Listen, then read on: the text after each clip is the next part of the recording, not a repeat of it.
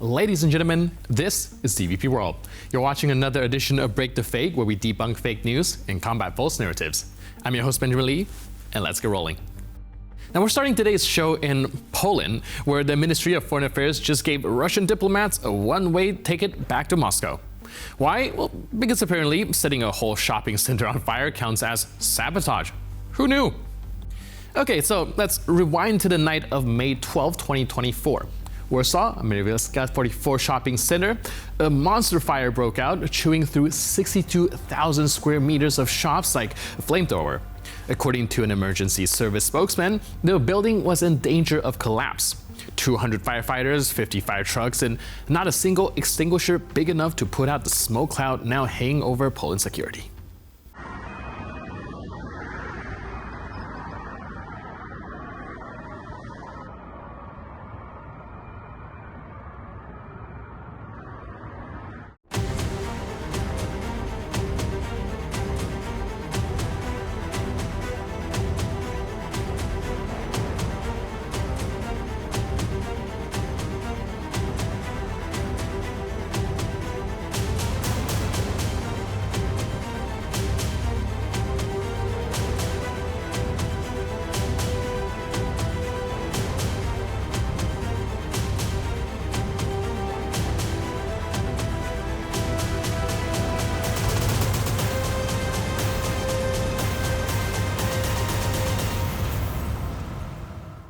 And this wasn't just your average strip mall with dusty mannequins and random discount stocks. Now, Merz was a lifeline for over 1,400 small businesses, many run by the Vietnamese community.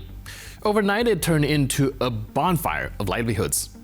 Now, first, the usual theories popped up: electrical short, stray cigarette, someone got too enthusiastic with their weekend grill. But Poland's done investigating, and the culprit isn't bad wiring, it's bad neighbors. Prime Minister Donald Tusk didn't mince words.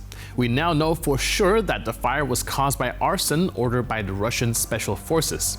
Translation? Moscow lit the match, literally. Some of the perpetrators have already been detained. All the others are identified as well, so it'll most likely be a matter of time before they're brought in for questioning. In addition to that, Poland announced that it's shutting down the Russian consulate in Krakow. So somewhere right now, a bunch of diplomats are panic packing their vodka bottles and Googling how to delete lighter fluid from their search history. Poland's foreign minister emphasized that this is just one step in the broader fight against the Russian sabotage network, which has allegedly been active in the country since the start of Russia's full-scale invasion of Ukraine in 2022. Kolejne przesłanie do władz rosyjskich. Wiemy, co robicie, nie akceptujemy tego i wyciągamy konsekwencje. Wczoraj ministrowie spraw wewnętrznych i sprawiedliwości pokazali, czy oświadczyli, że mamy niepodważalne dowody na to, że ten olbrzymi pożar przy Norwilskiej został wykonany na zlecenie rosyjskich służb specjalnych. Tam cudem nikt nie zginął. Polska, demokracje zachodnie nie dokonują w Rosji aktów dywersji. Więc Rosja nawet nie ma prawa do proporcjonalnych zachowań, mimo że oczywiście spodziewamy się, że je wykona. Now, since the beginning of Russia's war against Ukraine, Poland has been one of Kyiv's biggest supporters. But it isn't just Ukraine's backup band anymore. It's a frontline target for Kremlin chaos. Cyber attacks, propaganda, now arson. Russia is fighting a hybrid war with flammable side quests.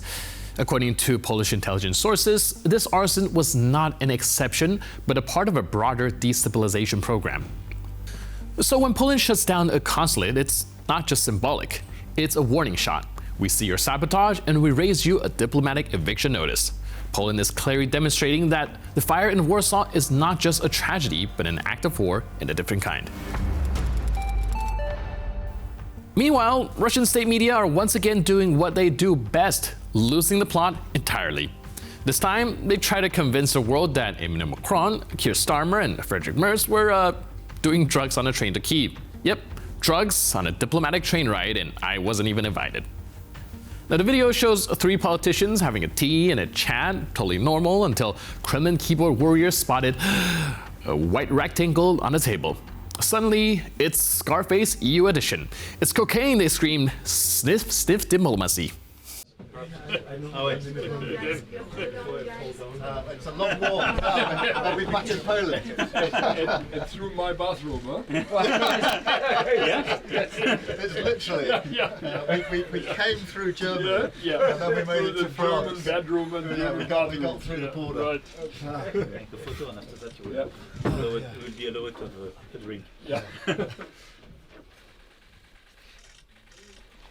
Super. Yeah. Tout le monde va bien. Ok, c'est bon. Merci. Merci. Thank you. It's literally. We came through Germany, and then we made it to France. Bedroom and We got through the border.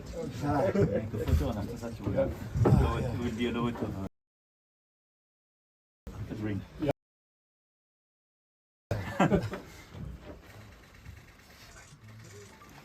Super. Yeah. Tout le monde va bien. Ok, c'est bon. Merci. Plot twist, it was the napkin. You know, the thing you use to wipe your hands after eating, not to snort international relations off of. The Russian Foreign Ministry even chimed in by ever-delusional Maria Zakharova, spreading the lie like it was state-sponsored TikTok. Now, this isn't just a fake, it's a whole face plan. But here's the pattern. Every time Western leaders show support for Ukraine, Kremlin media goes into meltdown mode. It's not about facts, it's about muddying the waters until you're too dizzy to tell a napkin from necrotics. But hey, if a napkin scares the Russian Foreign Ministry more than sanctions, then Europe's on the right track. So here's a tip for Macron, Starmer, and Merz. Next time, bring a wet wipe labeled not cocaine, just clean hands and a clear stance. Victory Day in Russia came and went, but the cringe stuck around. If you thought things couldn't get weirder, let us introduce you to some of Moscow's greatest hits. Yes, folks, this year's Victory Day parade had everything. Miniature soldiers, kids marching with Z's, and the usual Putin worship. But nothing screams, "We've lost the plot," louder than someone dressed as a literal tank, walling through the streets in their militarized cosplay.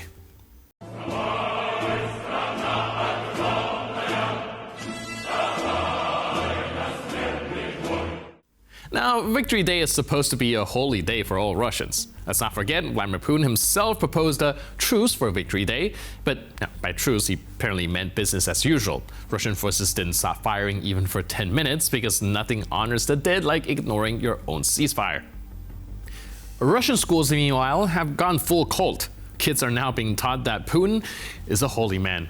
Yep, they've skipped the history books and gone straight to the gospel, according to Vlad. Next up, rewriting the book of Genesis to say, in the beginning, Putin created Crimea. В нашем классе есть точно один святой, о котором упоминается на предмете, который находится вот здесь. Я вам рукой. Владимир Владимирович Путин. And to show their devotion, sometimes words aren't enough. Sometimes you need interpretive dance, specifically a military-themed rhythm-free disaster of a dance that says, "We love you, comrade," and also, "Please don't draft us."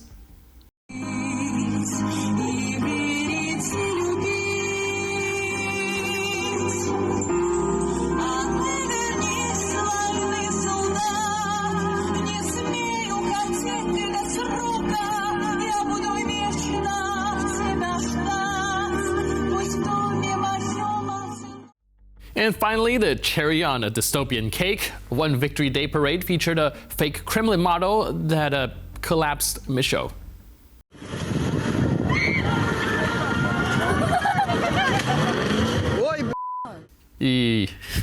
Predictive programming? Divine intervention? Or just Russian engineering do what it does best? Either way, we didn't have to write the punchline, they did it for us. Spontaneous self-roast included as well. So, thanks. And with that, we conclude this edition of Break the Fake. But for more news, update, and commentary, please stay tuned to TVP World.